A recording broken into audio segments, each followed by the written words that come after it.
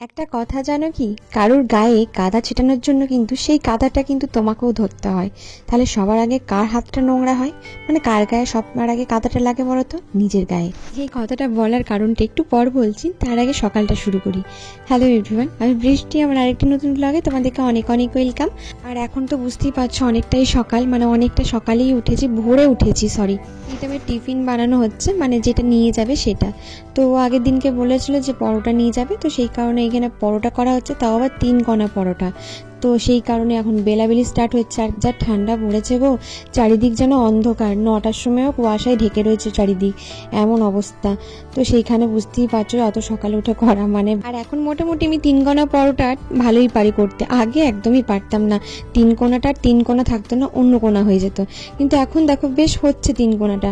এখন টেকনিকটা শিখে গেছি, মানে যে কোনো কাজের যদি তুমি একটু টেকনিকটা আগের থেকে মানে শিখে নিতে পারো না, তাহলে সেই কাজটা না আর মানে অত কঠিন লাগে না। তো চলো, এখানে চটচট কটা পরোটা ও নিয়ে যাবে, সেই কটা শিখে না হোক। আমার বাবা 3 কোনা ফিনকোনা লাগবে না, আমি নিজের জন্য দুটো গোল পরোটাই বানাবো। এই 3 কোনা পরোটা বানাতে গেলেও তো একটু টাইম লাগে, সেগুলোকে খাজে খাজে করতে। যদিও বা এতটাও আমি মানে এক্সপার্ট হয়ে যায়নি 3 কোনা পরোটা বানানোর জন্য। তো এখানে সব কটা হালকা করে শিখে নিই, একদম হালকা করে তেল দিয়ে আমি পরোটা শিখি, যাতে গায়ে মানে পরোটার গায়ে এক ফোঁটা তেল না থাকে। আর প্রীতম ওই পরোটাটাই বেশি খেতে ভালোবাসে, একদম কম তেলে। আর এই পরোটাটা খাওয়ার জন্য আমি ভেবেছিলাম ফুলকপি আলু টালু এইসব দিয়ে একটা তরকারি করে দেবো বা ভেজে দেবো, কিন্তু সে বললো না, কালকের যে চিকেনটা আছে সেই চিকেনটা নাকি নিয়ে যাবে, ওর নাকি বাসি চিকেন খাবে, আর কিছু করতে হবে না, আমাকে আগের দিনকেই বলে দিয়েছে। তো ওই জন্য না আমি আর কিছু করিনি, এই যে পরোটাগুলো সব করে নিয়েছি। এবার চিকেনটা গরম করে মানে বক্সে ভরে নেবো। আর এখন সকালবেলায় খাওয়ার জন্য একটু আলু সেদ্ধ করছি। প্রীতম সকালবেলায় কিচ্ছু খেতে পারে না, ভাত আলু সেদ্ধ ঘি দিয়ে খেয়ে যায়, মানে ভাতটা যে ঝোল দিয়ে খেয়ে যাবে বা অন্য কিছু খেতে পারে না, ও ডাল ফাল দিয়ে ভাত খেতে পারে না, জাস্ট একটু আলু সেদ্ধ ঘি ভাত খেয়ে যেতে পারে ও। ওই জন্য এখানে আলুটা ছাড়াচ্ছি আর একদম আস্তে আস্তে কাজ করছি, কারণ ও উঠে গেলে এখনই সব কাজ বলবে আমি করছি, দাও এইটাই করে দিচ্ছি ওইটা করে দিচ্ছি, ওই জন্য একদম আস্তে আস্তে কাজগুলো করি। এই যে স্কুলের ইউনিফর্ম পরে রেডি হয়ে বসে আছে ছেলে, অর্ককে খাইয়ে দিয়েছি, পরিয়ে দিয়েছি তো, নেকাও করছিস তাহলে। আর এখানে যে চা করছি, পরোটা বানিয়েছিলাম সকালবেলায়, প্রীতমকে টিফিন করে দিয়েছি, প্রীতমের খাবার রেডি করে দিয়েছি, প্রীতম স্নান করতে গেছে, খেয়ে দিয়ে ওকে যতই ভালো কিছু করে দিই না কেন, ও সকালবেলায় ঘি ভাত আলু সেদ্ধটাই খেয়ে যায়। আর আজকে আমাকে অর্ককে স্কুল দিতে যেতে হবে না, তার কারণ হচ্ছে প্রীতম যেহেতু প্রীতমের অফিসের ওইদিকে অর্কদের স্কুলটা পড়ছে, তো ওই কারণে ও বললো ওইদিকে দিয়েই বেরিয়ে যাবো। যাক, আমাকে যেতে হবে না, মানে ডবল টোটো ভাড়া পড়ে যায় না, ওই জন্য। দাদা ভাই অফিস যাবে তার জন্য খাচ্ছে, কিন্তু খাবার কম্বিনেশনটা দেখো, আলু সেদ্ধ ঘি ভাত সাথে চা, দুধ চা, এরকম কে খায়? এটা চা নেই, জল আছে। ওটা চা দেখা যাচ্ছে, জল আছে। বন্ধুগণ আপনারা বলবেন এটা কি আছে। আমি এখানে চা আর পরোটা খাচ্ছি, জল খাচ্ছি না, জল ওটা জল। ও আচ্ছা, চায়ের মতো দেখতে। ও চা হতে হতে জল হয়ে গেছে নাকি? ওটা চা না, জল এটা। কই দেখি জল কেমন, এই জল দেখাও, ঢুকিয়ে দিচ্ছে কেন? জল এটা। কম্বিনেশন ট্রাই করতে হয় জীবনে। চায়ের সাথে আলু সেদ্ধ ঘি ভাত জীবনে কোনোদিন দেখিনি। আমার বলছি ভাত ঘি আলু সেদ্ধ ঘি ভাত খেলে কি হবে? শরীর গরম থাকবে। ধরে আমি বলি, ধরে আমাকে একটা কথা বলতে হবে। আমাকে বললে বৃষ্টি চা করছিস তো, তাহলে আমার জন্য একটু চা করবি। ভালো করে স্নান করে এলো তো, তাহলে একটু চা খেয়ে তারপর ভাতটা খাবে। কি করে জানবো বাবা চায়ের সাথে ভাত মেখে খাবে? তাহলে করে দিতাম। ব্যাপারটা সেটা না, ব্যাপারটা হচ্ছে ব্যাপারটা কি, আলু সেদ্ধ ঘি ভাত খেলে কি হয়? শীতকালে শরীর গরম থাকে, শরীর ঠিক থাকে, তাই না? আর তার সঙ্গে চাটা খেলে মাইন্ড ঠিক থাকে, শরীরে কাজ করতে ইচ্ছা করে। লুজ মোশন হবে। আজকে তাহলে কি রান্না করবো? আজকে গলদা চিংড়ি না, আজকে গলদা চিংড়ি করবো না, ফুলকপি দিয়ে মাছের ঝোল করবো, তাই করো। আর শাকটা করে দেবো। তোমার যে ইচ্ছে তুমি সেটা করো। ঠিক আছে, তুমি ভালো বুঝবে। ঠিক আছে। আর এই দেখো আমি এখান থেকে দুধের প্যাকেটটা শুধুমাত্র নিয়ে এসেছি, আর টমেটো যেহেতু ছিল না, এদিকে সবজি বিক্রি করতে যাচ্ছিলো, তো সেই কারণে টমেটোটা নিয়ে নিয়েছি। আর ক্যাপসিকাম যেন তো একটুখানি কমে পেলাম, তবে ক্যাপসিকামটাও নিয়ে নিলাম, একটু ভালো লাগে। পেঁয়াজ কলিটাও ছিল না, আর বেদানাটা কালকেই প্রীতম নিয়ে এসেছিলো, সেগুলো আজরে রাখলাম। নারকেলটাও কালকে নিয়ে এসেছিলো। মটরশুঁটি দেখো ব্যাগের মানে প্লাস্টিকের মধ্যেই কালকে ভরা আছে, বাছা টাচা হয়নি। ওটা তোমার দাদাভাই বাজবে, আমি বাজবো না, কারণ ও এসে পরে ওই যে গল্প করবে আর মটরশুঁটি বাজবে। অর্ককে টিফিনে একটুখানি ফলই দিই, যেহেতু ভাত দুধ আলু সেদ্ধ মানে আলু সেদ্ধ দুধ ভাত ভাতই খেয়ে যায়, তো সেই কারণে।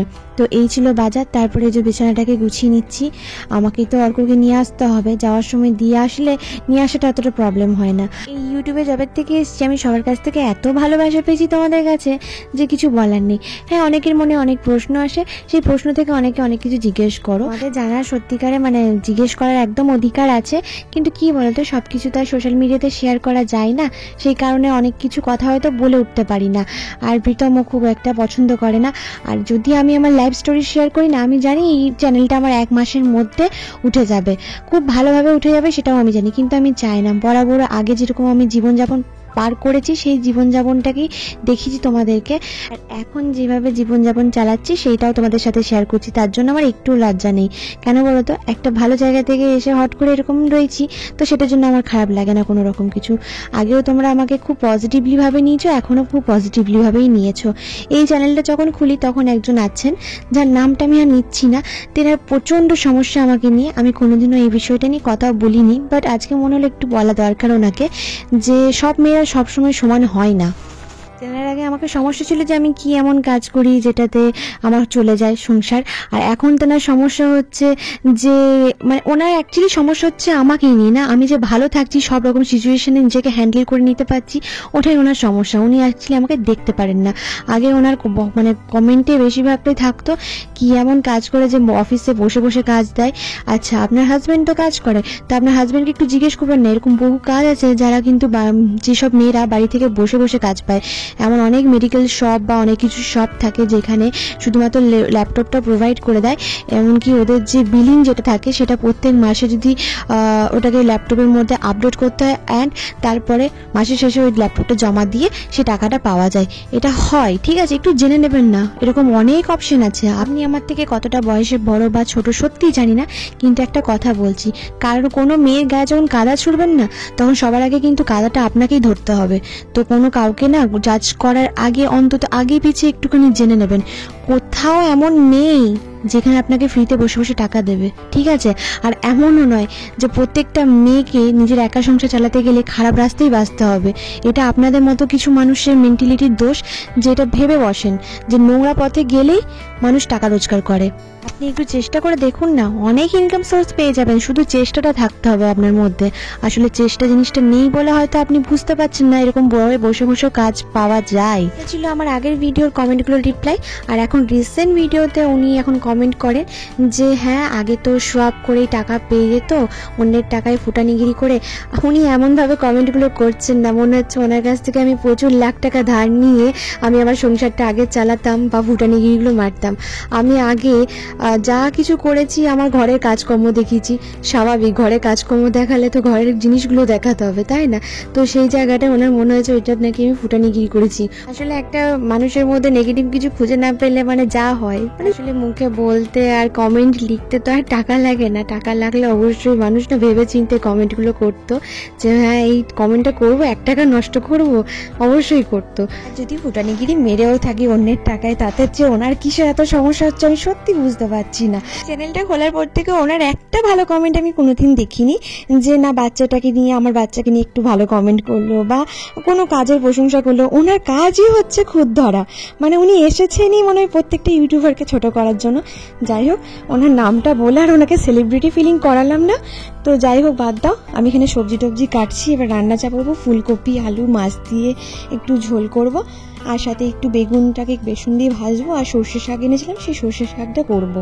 তোমরা অনেকেই সর্ষে শাকের রেসিপি দিয়েছো, আজকে না আমি ওই রকমই একটু চেষ্টা করব, কিন্তু না একটু বেগুন আলু দেবো, কারণ আমি জানি না তো অ্যাকচুয়ালি এটা সর্ষে শাক জানো তো খেয়েছি হয়তো কোনোদিনও, কিন্তু আমি কোনোদিন বানাইনি। তো তোমরা অনেকেই বলেছে আরেকটু আছে, আরেকটু অন্যদিন অন্যরকম মতো করব। তো এখন এখানে সব শাক টাক যেগুলো কেটে কেটে রেখেছিলাম সেগুলো সব ধুয়ে নিলাম। আর মাছটা তো একদম সকালেই ভিজিয়ে রেখে দিয়েছিলাম, তো এখানে সব কিছু ভালো করে পরিষ্কার করে ধুয়ে নিচ্ছি। তোমরা অনেকেই আমার রান্না দেখতে প্রচণ্ড পরিমাণে পছন্দ করো, কোনো মাঝে মাঝে না আগে ভিডিওগুলোতে রান্না বান্না দিতাম না, তো তোমরা অনেকে বলতে দিদি রান্নার রেসিপি শেয়ার করো, তো ওই জিনিসটা দেখেও ভালো লাগতো। তো এখানে ফুলকপি আলুটা না একটু সেদ্ধ করতে দিয়ে দিলাম। তো এবার সেদ্ধ হয়ে গেছে, ততক্ষণ আমি ওইদিকে মশলা টশলা যেগুলো ছিল সেগুলোকেও বেটে নিয়েছি। এবার ফুলকপিটা রেখে শাকটা রান্না করে নেবো। একটু তেল দিলাম, তেলের ওপর এখানে শুকনো লঙ্কা দেওয়ার আগে আনতে মনে পড়েছে বড়ি দিতে, কেননা প্রীতম না বড়ি খেতে খুব ভালোবাসে, একটু বেশি করেই দিলাম, কারণ এইগুলো না ভাজাই উঠে যাবে। দেখো না, অর্ককে আনবো তখন অর্ককে ভাতের পাতে একটুখানি বড়ি ভাজা দিলে খুব ভালোবাসে। এগুলো মসুর ডালের বড়ি, আমার খুব ভালো লাগে। আর একটুখানি গরমটা পড়লে না আমি অনেকগুলো বড়ি দিয়ে রাখবো। এখানে একটুখানি পাঁচফোড়ন দিয়েছি আর শুকনো লঙ্কা দিয়েছি, গোটা সরষেটা খুঁজে পাইনি সেই কারণে। একটু বেগুন আর আলু দিলাম, নিয়ে একটুখানি হালকা নাড়াচাড়া করে নিলাম। নাড়াচাড়া করে নেওয়ার পর মধ্যে আমি একটুখানি ওই জল দেবো, আর না সরি শাকটা দেবো। শাকটা দিয়ে তারপর এর মধ্যে জল দিয়ে দেবো। অনেকে এটাকে ঝোল শাক বলে। ঝোল শাক, সত্যি কথা বলতে সর্ষে শাক যে এত সুন্দর টেস্ট হয় আমি সত্যি জানতাম না।